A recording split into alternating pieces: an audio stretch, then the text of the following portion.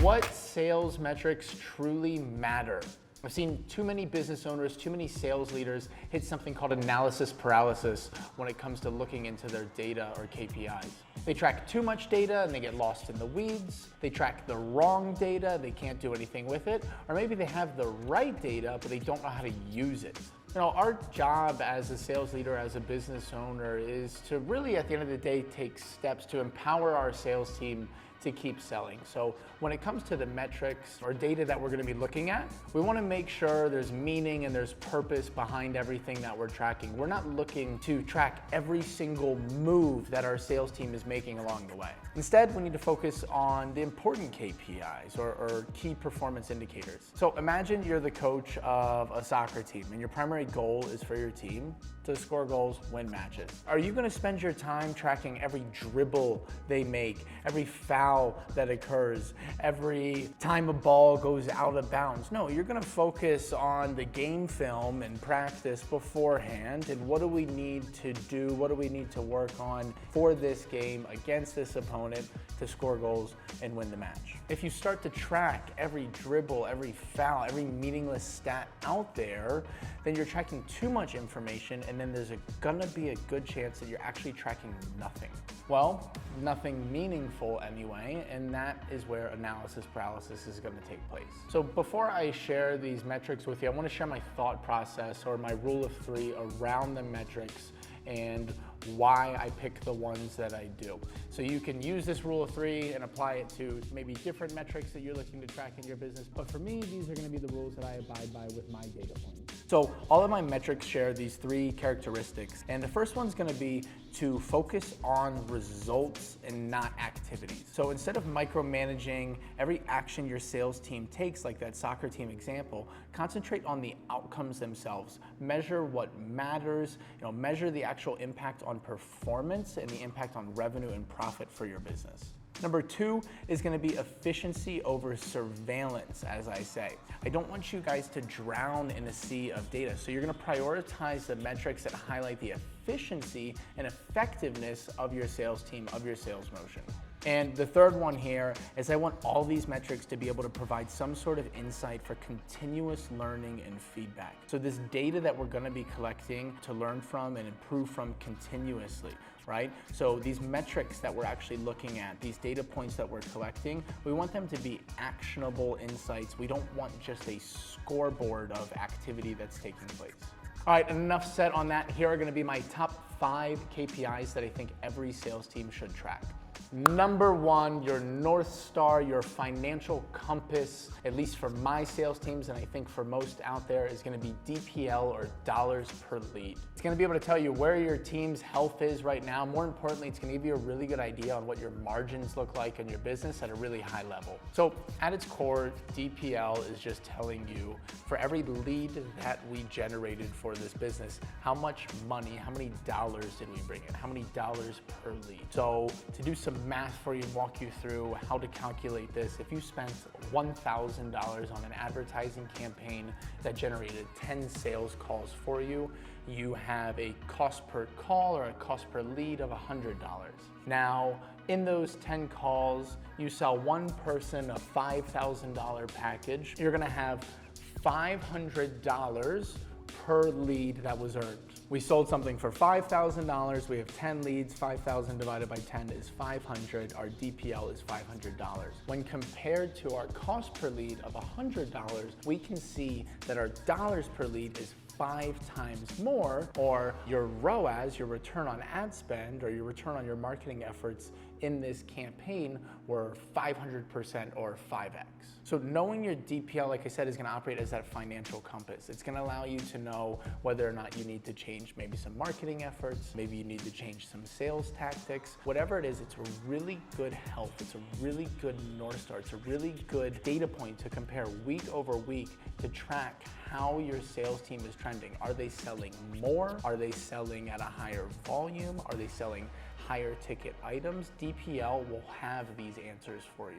So the next two metrics that I'm going to talk about are going to be congruent to each other, and I really like to compare them together because I think where there's one, there's probably not the other, and where there's the other, there's probably not one. And that is tracking total talk time, total talk duration, total outbound calls. So I think these are really good metrics that are going to measure your sales team's engagement, your sales team's grit for the day, whether or not your sales team is actually focusing on sales-based activities. These metrics are going to align us on, hey, how many conversations we want to have, how many people do we want to talk to, what kind of activity are we looking for. So the reason I put total talk duration first is because conversions happen in the conversation. So at the heart of every successful sale is probably a meaningful conversation if you're selling a high ticket offer. So that's where you're building the trust. That's where you're understanding someone's goals, their pains, their desires. That's where you're presenting the solution. So the longer the conversation doesn't necessarily always mean the deeper engagement, but it does mean that conversation is happening, sales-based activities, conversions can take place, right? With that being said, we don't want our sales team trying to game the system and just calling leads up to see how their day is going and checking in on the kids. And with that being said, that'd be great if my sales team was doing that sometimes for follow-up. So it's give and take, and that's why the flip side of this coin is gonna be dials. So if someone on my sales team has 5 hours of talk time that I can see inside of my CRM, that's where you're gonna wanna track a stat like this inside of a CRM like Close.com. If someone on my team has 5 hours of talk time, I don't expect to see that they have 100 dials for that day or 200 dials for that day. 5 hours of talk time between their inbox management, their follow-up, their pipeline, maybe some lead management. 5 hours of talk time is a lot. Someone like that may only have 20, 30 calls on the day. So on the inverse side, if a team member only has 5 minutes of talk time, I would expect to see that they at least tried to make 200 dials for the day, 300 dials for the day. And then I would really have to start asking some questions of who the heck were you calling if you made 200 dials and only had 5 minutes of total talk duration. So these two metrics are just gonna be really good for tracking visibility into what your sales team is doing. So with metrics number 2 and 3 out of the way, metric number 4 that I track in every sales team is going to be the close rate. How many leads do we get and how many leads do we sell? For me and all of my sales teams, a lead for us is a booked appointment, a booked call on our calendars, and then a unit or a conversion is going to be when we process that payment, we swipe that credit card. If we take the amount of units that we have over the amount of leads that we have, you're going to get a percentage, and that is going to be your close rate. For most high ticket offers, I want to get that number to at least 10%. That's where we find that most brands can scale from. And another thing I want to call out here is when I'm tracking close rate, I'm not worried about the number of appointments that show up. I'll track them as 2 separate metrics, my show up close rate as well as just my total close rate. But one kind of includes the other. If I'm tracking total close rates and there's a really big spike, it can be understood maybe that I had a higher show up or maybe I did something different in my sales motion, but definitely tracking overall close rate is going to be important. If you want to track show up close rates, taking into account your cancels, your no-shows, your reschedules versus total close rate, you can as well. So here's the thing about close rate or close percentage is it's not just a litmus test for your sales team, it's also going to be a litmus test for your marketing efforts. If you start to really pull back the hood and look under the microscope in the close rate, you'll be able to probably start to see trends in lead quality where close rate week over week is increasing. There's probably going to be some trends that you can see from the marketing efforts as well if you looked into those stats. So really close percentage or close rate, it's not just going to be a number, it's going to be really a comprehensive kind of story, I think. If I had to pick a second North Star to track, it would be this one, but really a second story, a second narrative of the overall health of your sales team. And last but not least, metric number 5 that I track in my sales teams is going to be the lead to conversion time. So how long does it take for a lead to be generated to be converted into a sale? Like I said, for me, that's swiping a credit card, typically for a high ticket program or service. An average business for me that we may work with, or one of my businesses, has a lead to conversion time of about 17 days. Why is that number important? I know it's important for my sales motion to set expectations for how long you will have to nurture a lead, how much follow-up really does have to take place, how many touch points really do need to be made on this lead over a 17-day period. Hopefully we're tracking all of that inside of our CRM.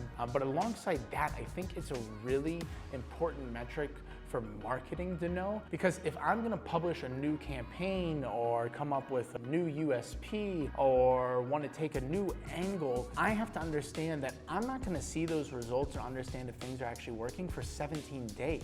Okay, so changes that I make now won't be reflected this week, they won't be reflected next week, they won't be reflected even the week after that. It'll be the week after that, right? So almost 3 weeks into the future, I'll finally be able to see the impact of what I'm doing on the front end of my funnel.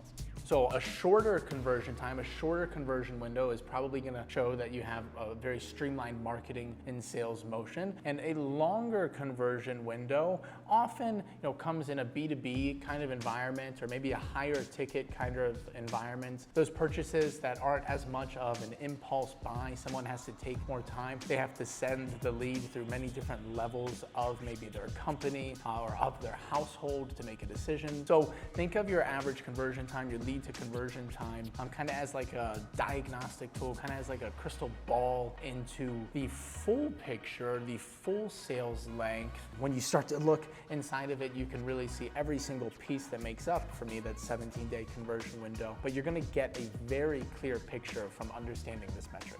That is all for me today. Let me know if there's any metrics in the top 5 for you that you track in your business that maybe I did not outline in this video. I'd love to know in the comments. Don't forget to like and subscribe for more sales, CRM, systems, leadership type of videos. I will be coming to you with 2 every single week, so stay tuned. Ciao.